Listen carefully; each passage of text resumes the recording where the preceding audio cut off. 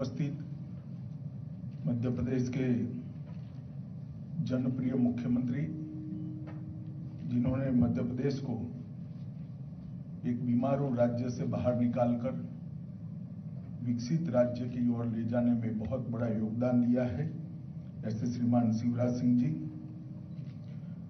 मोदी जी की मंत्रिपरिषद में मेरे साथी, भाई इको सेट कराओ इसका। मोदी जी की मंत्रिपरिषद में मेरे साथी श्री अजय कुमार मिश्र जी, श्री निशित प्रामाणिक जी, मध्य प्रदेश के गृह मंत्री डॉक्टर नरोत्तम मिश्रा जी, बीपीआरएनडी के डीजी बालाजी श्रीवास्तव जी, श्री नीरज सिन्हा जी, और आज पुलिस विज्ञान कांग्रेस के अंदर पधारे हुए सभी प्रतिभागी भाइयों और बहनों, मध्य प्रदेश के सभी अधिकारीगण, आज 48वीं अखिल भारतीय पुलिस विज्ञान कांग्रेस अभी से शुभारंभ होकर 2 दिन तक चलती रहेगी। अलग अलग विषयों पर यहां पर चर्चा होनी है। श्री बालाजी ने बहुत विस्तृत रूप से इसकी रूपरेखा आप लोगों के सामने रखी है, तो मैं इसमें जाना नहीं चाहता, परंतु लखनऊ पुलिस कांग्रेस के बाद ये पुलिस साइंस कांग्रेस जो मध्य प्रदेश में हो रही है, बीच में हमारा देश और दुनिया एक बहुत कठिन काल से गुजरे हैं। सदी की सबसे भीषण और जानलेवा महामारी का सामना देश ने किया है, दुनिया ने किया है। दुनिया में, देश में लाखों लोग मृत्यु के शरण हुए हैं, और कोरोना के समय में देश भर में लगभग 4 लाख से अधिक पुलिस कर्मी और सीएपीएफ के कर्मचारी अधिकारी भी संक्रमित हुए। लगभग 2700 से ज्यादा लोगों की मृत्यु भी हुई। और इस कालखंड के दौरान देश की पुलिस का एक अलग प्रकार का चेहरा देश की जनता के सामने आया है। पुलिस का कार्य कभी भी प्रशंसा के पात्र है, इस प्रकार की बात बहुत लंबे समय से सुनाई नहीं पड़ती थी।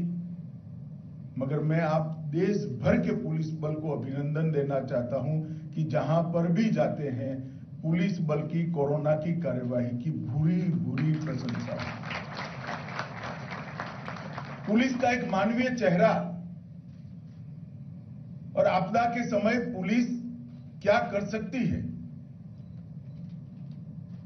इसका एक उत्कृष्ट और सराहनीय उदाहरण देश की जनता के समक्ष सभी बलों ने, कोई आयोजन के बगैर, स्वभावगत ही जो पुलिस का स्वभाव होता है, हर व्यक्ति को मदद करना, इसका प्रदर्शन करते हुए सबके सामने रखा है। मैं आज जो 2712 जवान अपनी ड्यूटी निभाते निभाते प्रथम पंक्ति में महामारी का सामना करते करते अपनी जान गंवाए हैं, वो सभी को विनम्र श्रद्धांजलि भी देना चाहता हूं, क्योंकि उन्होंने कोरोना का सामना प्रथम पंक्ति में रहकर करा, लोगों को मदद करने के लिए किया। किसी को खाना पहुंचाने के वक्त कोरोना लग गया, किसी को अस्पताल ले जाने वक्त लग गया, किसी के अंतिम संस्कार में मदद करते वक्त कोरोना लग गया, और वो भी मृत्यु की शरण में गए। उस सभी परिवारों के प्रति भी मैं अपनी संवेदना प्रकट करना चाहता हूं, और ये सभी 2712 जवानों के प्रति श्रद्धांजलि अर्पित करता हूं।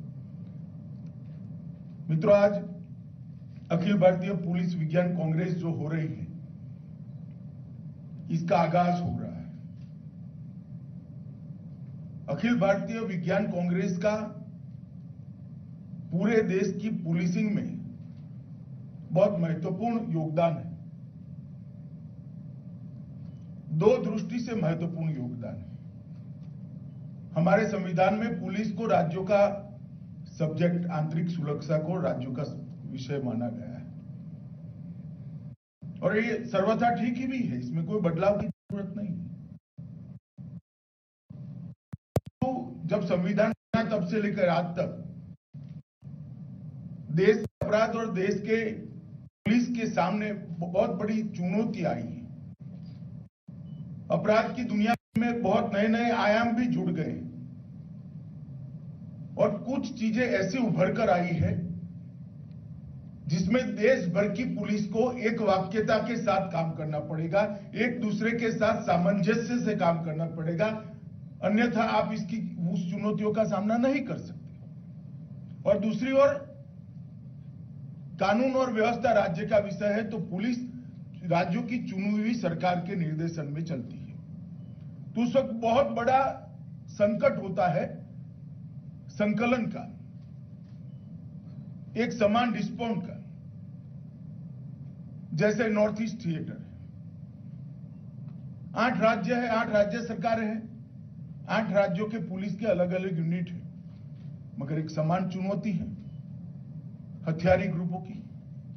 वामपंथी उग्रवाद का क्षेत्र है, कई सारे राज्य मध्य भारत में और पूर्वी भारत में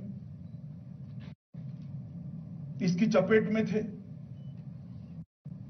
वहां पर भी राज्य अलग अलग है मगर चुनौती एक समान है। उन लोगों के बीच में वामपंथी उनका कोई संविधान नहीं है, वो एक कड़ी से काम करते हैं, एक सब जुड़कर करते हैं। तो सामना पुलिस कैसे करेगी? इसके लिए समन्वय की जरूरत है, एक नीति की जरूरत है और एक वाक्यता की भी जरूरत है।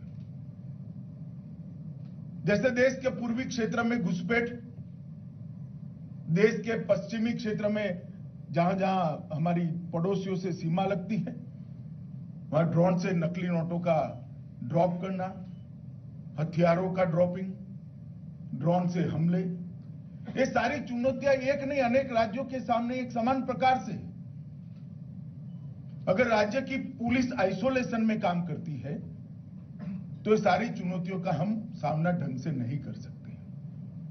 तो संविधान को बदलने की जरूरत नहीं है, परंतु अखिल भारतीय पुलिस विज्ञान कांग्रेस और डीजी कॉन्फ्रेंस जैसे मीटिंगों के माध्यम से, उपकरणों के माध्यम से कुछ राज्य मिलकर अपने क्षेत्र विशेष की समस्याओं का यहां चर्चा कर सकते हैं, एक समान नीति बना सकते हैं। और कुछ पूरे देश भर के सामने चुनौतियां हैं, जैसे ड्रग्स, हवाला transactions, cyber frauds. Cyber fraud में आज झारखंड में बैठकर कोई मध्य प्रदेश के व्यक्ति के साथ चीटिंग कर सकता है। तो कुछ देश भर के पुलिस के सामने समान चैलेंजेस हैं, उसके लिए विचार विमर्श कहां हो, उसके लिए साझा रणनीति कहां बने, उसके लिए एक वाक्यता के साथ काम करने के लिए संवाद का माध्यम क्या हो। तो मैं मानता हूं कि पुलिस विज्ञान कांग्रेस जो है ये इसके लिए बहुत आइडियल फोरम है और बीपीआरएनडी के तत्वाधान में ये जो मीटिंग होती है वो हमारी ये लैकुना को बहुत अच्छे तरीके से भरकर समान प्रकार की चुनौतियों को देश भर की पुलिस को एक प्लेटफॉर्म पर लाकर इसका सामना करने का एक प्लेटफॉर्म उपलब्ध कराती है। और उस दृष्टि से मेरा बीपीआरएनडी को आग्रह भी है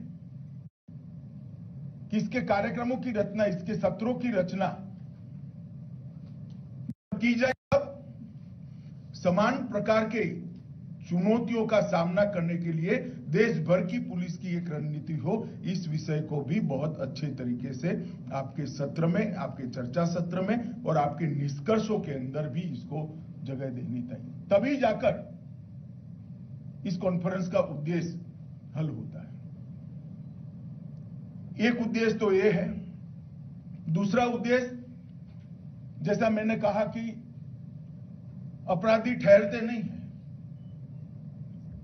कुछ आदतन अपराधी होते हैं, कुछ मजबूरी से बनते हैं, मगर दुनिया भर की अद्यतन टेक्नोलॉजी से अब वो लैस होते जा रहे हैं। और ये बहुत जरूरी है कि पुलिस अपराधी से 2 कदम आगे रहे। अगर अपराधी से 2 कदम आगे रहना है तो पुलिस को भी आधुनिक बनना पड़ेगा, टेक्नो सेवी बनना पड़ेगा और टेक्नोलॉजी के उपयोग का बीट तक परकोलेशन करना पड़ेगा। जब तक कांस्टेबल हेड कांस्टेबल तक ये टेक्नोलॉजी के संस्कार नहीं जाते हैं, हम नए प्रकार के अपराधों के खिलाफ नहीं लड़ सकते। और इसके लिए भी बीपीआरएनडी ने एक प्लेटफॉर्म उपलब्ध कराया है। ढेर सारी संगोष्ठियों के माध्यम से ट्रेनिंग के विषय तय करना, ट्रेनिंग के विषय के अंदर चुनौतियों को एड्रेस कर लेना और चर्चा सत्रों से समाधान ढूंढकर इसको भी ट्रेनिंग के अंदर समाहित करना। और देश की पुलिसिंग में धीरे धीरे देश भर के देश की पुलिस में ये परिवर्तन विगत 10 सालों में हम अच्छे से देख रहे हैं। ये भी पुलिस साइंस कांग्रेस का एक उद्देश्य है। ये दोनों उद्देश्यों से all India police science Congress का महत्व भी है और इसके बगैर हम देश की आंतरिक सुरक्षा को सुनिश्चित नहीं कर सकते। मित्रों, मैं आज यहां आया हूं तब आप सबके सामने एक बात निश्चित करना चाहता हूं कि विगत 8 साल जो देश के प्रधानमंत्री नरेंद्र मोदी जी के नेतृत्व में भारत सरकार चली और ये 8 सालों में कई सालों से लंबित हमारे 3 ऐसे क्षेत्र थे जो नासूर बने हुए थे, जो हमारे लिए आंतरिक सुरक्षा के लिए खतरा बने हुए थे। एक कश्मीर की समस्या, एक वामपंथी उग्रवाद की समस्या और नॉर्थ ईस्ट क्षेत्र में नारकोटिक्स और हथियारी ग्रुपों की समस्या। कई सालों से हम इसको देख रहे हैं। यहां कुछ रिटायर्ड अधिकारी भी है, उन्होंने जब सर्विस में ज्वाइन हुए तो तब भी ये समस्या सुनी होगी और रिटायर हुए तब भी इसको टाटा कर निकले होंगे। ये बहुत पुरानी समस्याएं थी, मगर आज मैं संतोष के साथ कह सकता हूं ये तीनों थिएटर के अंदर नरेंद्र मोदी सरकार ने बहुत तरीके से, सातत्यपूर्ण तरीके से, वैज्ञानिक तरीके से समस्याओं को एड्रेस करते हुए लगभग इस समस्याओं के समाधान की दिशा में काफी बड़ी सफलता हासिल करी। चाहे वो कश्मीर की समस्या हो, चाहे वामपंथी उग्रवाद की समस्या हो, चाहे नॉर्थ ईस्ट के अंदर हथियारी ग्रुपों की बात हो। ढेर सारे हथियारी ग्रुपों ने हथियार डाले, मेन स्ट्रीम के अंदर आए हैं। धारा 370 जाने के बाद कश्मीर के अंदर एक नया उत्साह, उमंग, विकास की एक नए युग की शुरुआत हुई। आतंकवाद के ऊपर हमारी सुरक्षा एजेंसियों का बिल्कुल कमांडिंग वर्चस्व दिखाई पड़ सकता है और वामपंथी उग्रवाद भी समाप्त होने की दिशा में आगे बढ़ रहा है। मध्य प्रदेश जैसे राज्य तो वामपंथी उग्रवाद से लगभग बाहर ही निकल गए।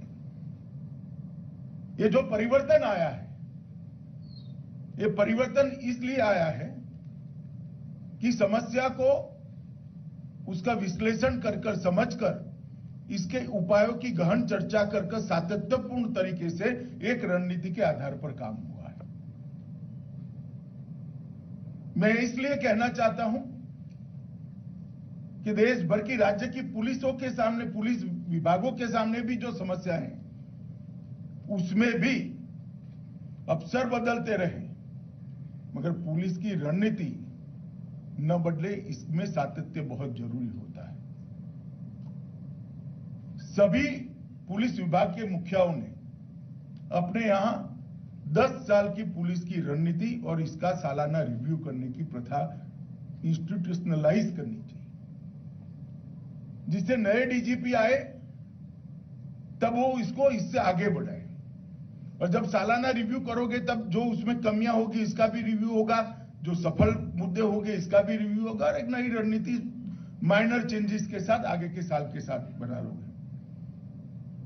वो बहुत जरूरी है, क्योंकि अब कुछ क्राइम ऐसे आ गए हैं जिसके सामने पुलिस के मॉडर्नाइजेशन और ट्रेनिंग के बगैर, पुलिस के राज्य के भीतर समन्वय के बगैर और पुलिस के राज्य के बाहर समन्वय के बगैर और टेक्नोलॉजी को आत्मसात करे बगैर लड़ पाना असंभव।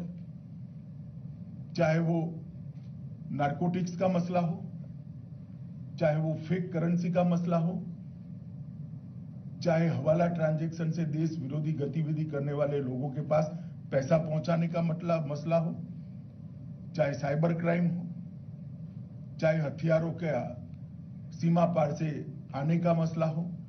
ये सारी समस्या ऐसी है जिसका समाधान सातत्यपूर्ण रणनीति से ही होता है। मैं उदाहरण के तौर पर कहना चाहूंगा,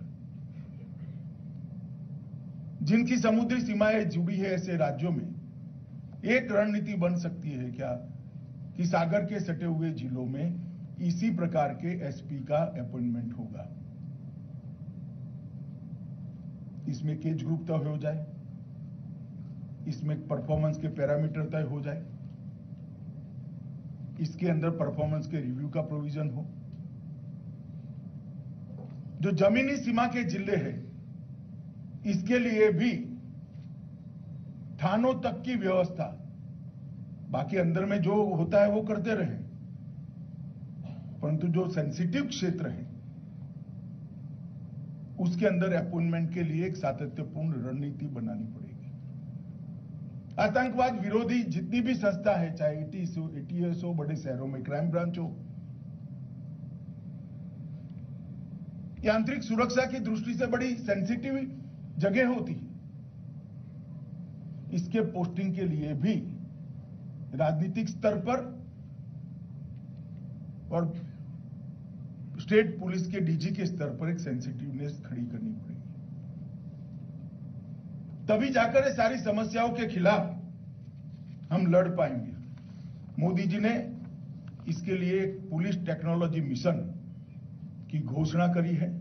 इसका एक कच्चा खाका गृह मंत्रालय ने बना लिया है। उसके बाद में हम बीपीआरएनडी के थ्रू सारे लोगों के सुझाव के लिए राज्यों की पुलिस को भी पहुंचाएंगे। इसके माध्यम से ढेर सारी चीजें एक समान रूप से पूरा देश की पुलिस का हर थाना सज्ज हो सके, देश भर में एक ही प्रकार की वायरलेस सिस्टम हो, देश भर में एक ही प्रकार के सीसीटीवी कैमरास लगे, एनालिसिस करने वाले सॉफ्टवेयर देश भर की पुलिस के साथ पास एक ही प्रकार के हो, एक्सचेंज ऑफ इंफॉर्मेशन के सारी सुविधाएं हो, ऑटोमेटिक एक्सचेंज ऑफ इंफॉर्मेशन हो, एंड एक्सेस टू डेटा का अधिकार भी देश की हर पुलिस को हो। इस प्रकार की व्यवस्था हमें टेक्नोलॉजी मिशन के माध्यम से करना चाहते हैं। मैं बड़ा आशान्वित हूं मोदी जी की कल्पना से, इससे देश का बहुत बड़ा फायदा होगा। मित्रों, आज प्रकाशन ढेर सारे 5 किए हैं, इसके बारे में डिटेल बताया गया है।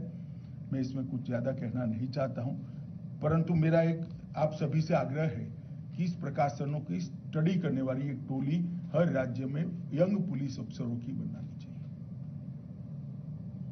इसका स्टडी कर इसकी जिस्ट बनाकर कम से कम एसपी लेवल के हर ऑफिसर तक ये पहुंच जाए। भले 200 पेज के पुस्तक में से आप 10 पेज पहुंचाइए, परंतु इतने सारे रिसर्च पेपर जो बड़ा परिश्रम करके बनाते हैं, अगर वो प्रैक्टिकल पुलिसिंग देखने वाले व्यक्ति के तक नहीं पहुंचते और वो उसको गंभीरता से नहीं लेता है, तो पूरी एक्सरसाइज के कोई मायने नहीं रह जाते। मुझे लगता है कि इस दिशा में हर राज्य की पुलिस ने एक टीम अपने यहां यंग अफसर की बनानी चाहिए, जो सारे प्रकाशनों को ढंग से देखे, इसकी जिस्ट बनाए और एसपी और इसके ऊपर के हर पुलिस अधिकारी को वो जिस्ट भेजे। काफी लोग पढ़ेंगे, सब पढ़ेंगे ऐसा तो मैं नहीं कहता, मगर काफी लोग पढ़ेंगे और जो पढ़ेंगे इसमें से कुछ लोग तो इसका अमल भी करेंगे तो कुछ तो सुधर जाएगा। अभी मैं एक टीवी इंटरव्यू देख रहा था, उसमें एक सुंदर वाक्य मैंने सुना, डाटा नया विज्ञान है और बिग डाटा में सभी समस्याओं का समाधान है। ये वाक्य को देश भर की पुलिस ने आत्मसात करना चाहिए। भारत सरकार ने ढेर सारी सुविधाएं खड़ी करी है, मगर वो पॉपुलर नहीं है। जैसे मैं एक छोटी सी चीज कहना चाहता हूं आप लोगों को, हमारे पास अब सब थाने, देश के 93% से ज्यादा थाने सीसीटीएनएस से जुड़ गए हैं। उनकी एफआईआर सारी वहां पहुंच जाती है, इसका डेटा उपलब्ध है, एनालिटिक टूल आपके पास उपलब्ध है। आप आपके राज्य के आसपास के 4 राज्यों के क्राइम का स्टडी कभी करा है क्या? इसके लिए टीम बनाई है क्या? ये डेटा को जनरेट करना, यहां से अगर हम संतोष मानेंगे तो ये कभी नहीं होगा। मैं आगे इस विषय को छूंगा, परंतु मैं हमेशा कहता हूं कि हमारी देश की पुलिस पर एक आरोप होता है, कभी तो नो एक्शन का आरोप होता है कि पुलिस मूक दर्शक बनी है, और कभी एक्सट्रीम एक्शन का आरोप हो जाता है। हमें आदत डालनी चाहिए कि जस्ट एक्शन, स्वाभाविक प्रतिक्रिया होनी चाहिए, और वो तभी होती है जब सिस्टम व्यक्ति पर न निर्भर हो, व्यक्ति सिस्टम पर निर्भर हो। अगर थानेदार के स्वभाव पर आप छोड़ दोगे तो नो एक्शन भी आएगा और एक्सट्रीम एक्शन भी आएगा, मगर सिस्टम पर थानेदार निर्भर होगा तो जस्ट एक्शन आएगा। छोटी सी बात है मगर गौर करने जैसी बात है। अगर ये हम पुलिसिंग के स्वभाव में डालते हैं तो बहुत बड़ा परिवर्तन आने की संभावना है। मेरी दृष्टि से पुलिस विज्ञान के 2 पहलू हैं, एक साइंस फॉर पुलिस और दूसरा साइंस ऑफ पुलिस। ये दोनों विषय विचार करने जैसे, साइंस फॉर पुलिस और साइंस ऑफ पुलिस, ये दोनों विषय पर हमने ढंग से विचार करना पड़ेगा, तभी जाकर हम देश के सामने आती हुई चुनौतियों को टैकल कर पाएंगे।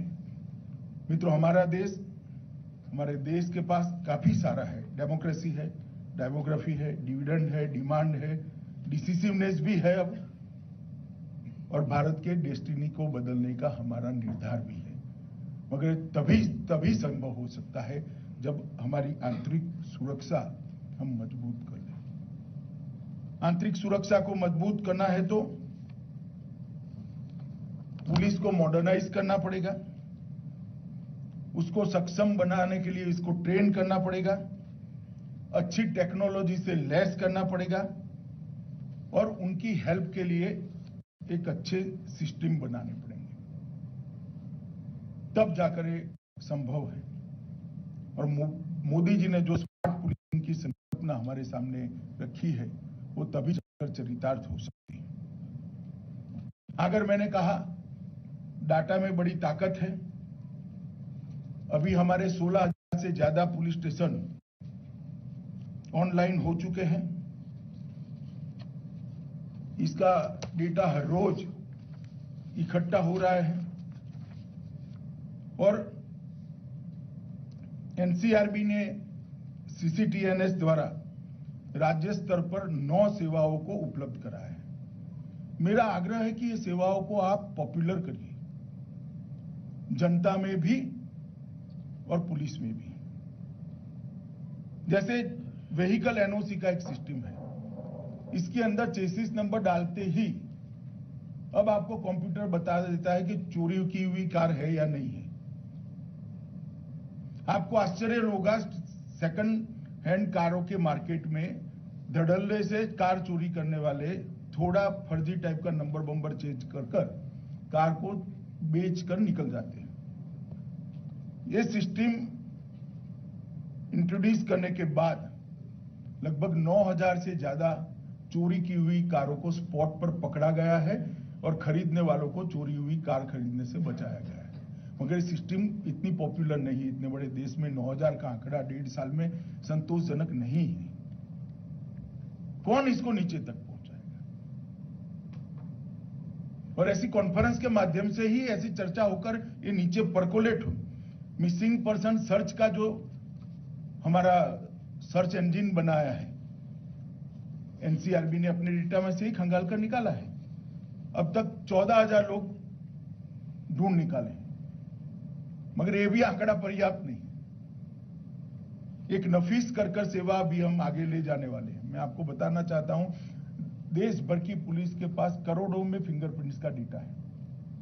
एनसीआरबी के पास भी 1.5 करोड़ के आसपास है। थोड़ा विस्तार होगा, मगर मैं डिटेल में जरूर बताना चाहूंगा, क्योंकि ये पॉपुलर करने जैसी सिस्टम्स हैं। अभी हम क्या करते हैं कि घर पर चोरी हुई या खून हुआ है, धाड़ हो गई, तो वहां से फिंगरप्रिंट कलेक्ट करते हैं। उसमें से घर वालों के फिंगरप्रिंट कलेक्ट कर उसको सेपरेट कर ये गुनाह करने वाले के फिंगरप्रिंट है पकड़ते हैं। फिर गुनेगार को पकड़ कर लाते हैं और फिंगरप्रिंट से मैच करते हैं। नफीस के माध्यम से क्या होगा, वो हर पुलिस थाने में अब उपलब्ध हो सकता है ये पूरा डाटा। तो जैसे ही घर से चोरी करने वाले का या खून करने वाले का फिंगरप्रिंट उपलब्ध हुआ, उसको कंप्यूटर में डालेंगे। अगर वो डेटा में है तो 1.5 मिनट के अंदर वो सर्च कर आपको नाम दे देगा कि फिंगरप्रिंट फलाने व्यक्ति का है। तो चोर को पकड़कर सजा कराने के लिए फिंगरप्रिंट का उपयोग करने की जगह चोर को पकड़ने के लिए ही फिंगरप्रिंट का उपयोग होगा। फिर तो आपको वो व्यक्ति को ढूंढना है। कितना बड़ा अंतर आएगा बताइए।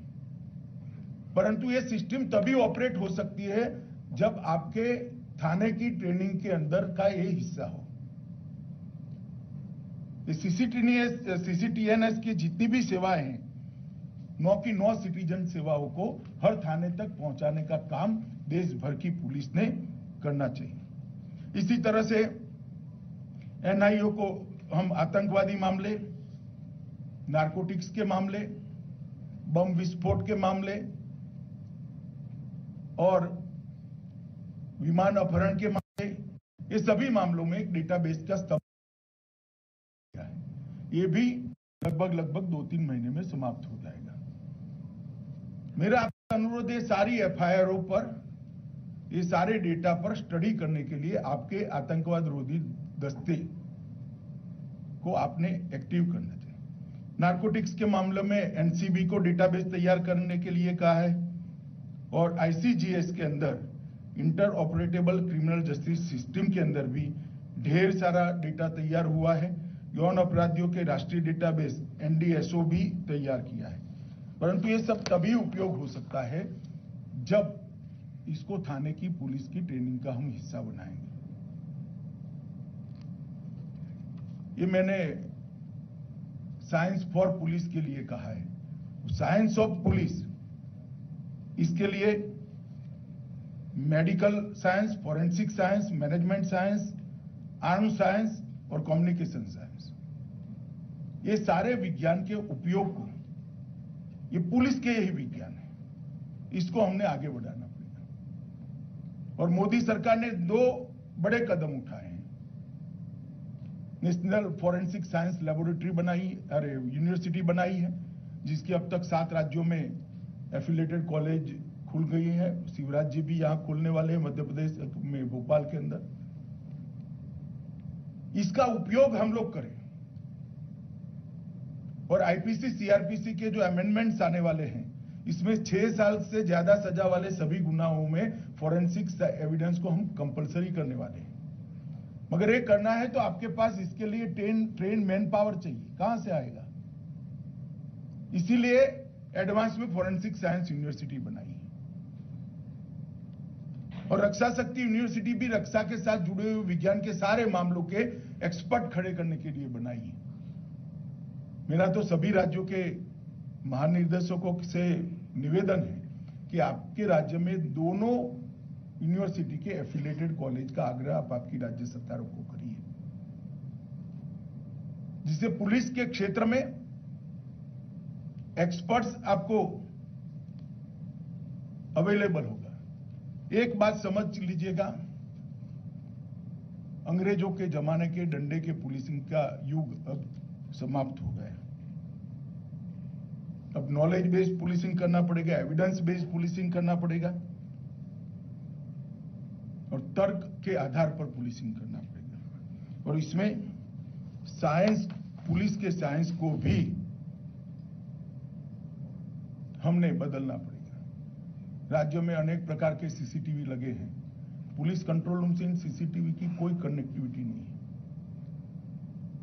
प्राइवेट सोसाइटियों ने लगा दिए, बस अड्डे पर लग गए हैं, म्युनिसिपल कॉर्पोरेशन ने लगा दिए, कहाँ कमिश्नरेट ने लगा दिए, कोई रेलवे के लगे हैं, मगर डीजीपी के कंट्रोल रूम में किसी का कनेक्शन नहीं। मैं तो मानता हूं ये खर्च बेकार गया है। बहुत कम खर्च के अंदर, 10% खर्चे के अंदर कनेक्टिविटी हो सकती है, कॉमन सॉफ्टवेयर हो सकता है और आपके पास ये सारी चीजें उपलब्ध हो सकती है। इनिशिएटिव लेना पड़ेगा। मित्रों, गत साइंस कांग्रेस में लखनऊ में मैंने कुछ बेसिक पुलिसिंग पर कुछ मुद्दों पर कहा है, तो मैं विस्तृत रूप से नहीं कहूंगा, परंतु डायरेक्टर ऑफ प्रोसिक्यूशन की जगह हर राज्य ने सर्जित करनी चाहिए और डायरेक्टर प्रोसिक्यूशन के इंस्टीट्यूशन को इफेक्टिव बनाना चाहिए।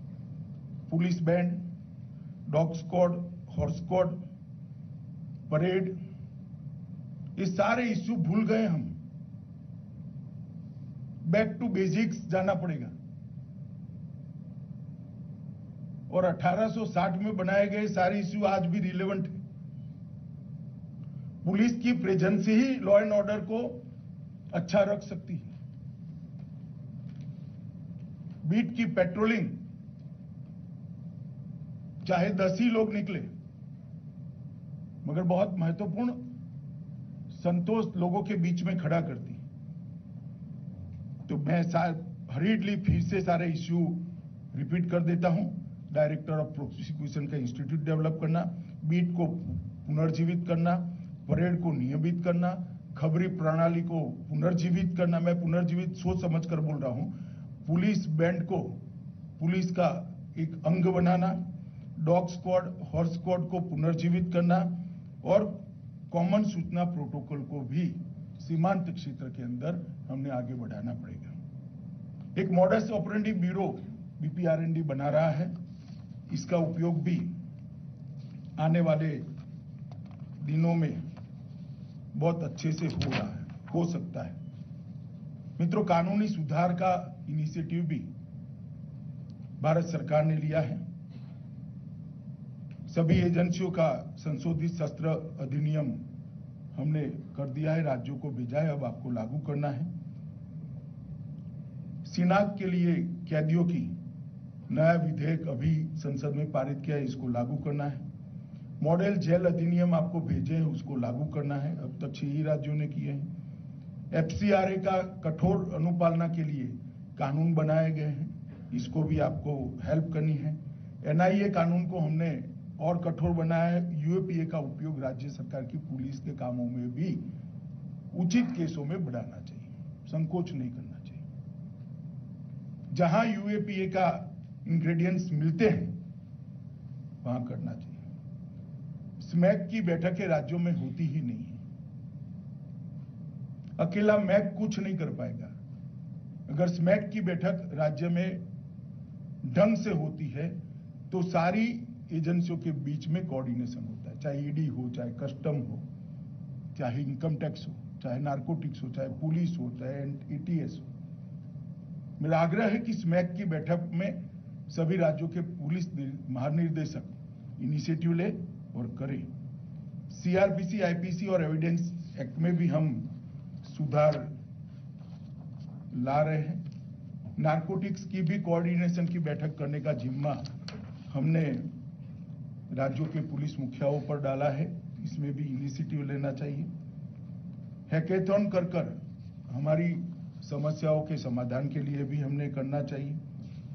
मित्रों, एक बात मैं आप लोगों के सामने कहता हूं, प्रोसेस और परफेक्शन ये सफलता के लिए बहुत महत्वपूर्ण है। प्रोसेस और परफेक्शन ये सफलता के लिए बहुत महत्वपूर्ण है, मगर सफलता केवल और केवल पैशन से ही आ सकती है। तो पैशन का जज्बा पुलिस बल में नीचे तक निर्माण करने का हम लोगों का दायित्व है। मुझे भरोसा है कि हम इस पुलिस साइंस कांग्रेस से 2 दिन के विचार मंथन से काफी सारी चीजें निकालेंगे, निष्कर्ष भी निकालेंगे और सुधार के लिए आगे बढ़ेंगे।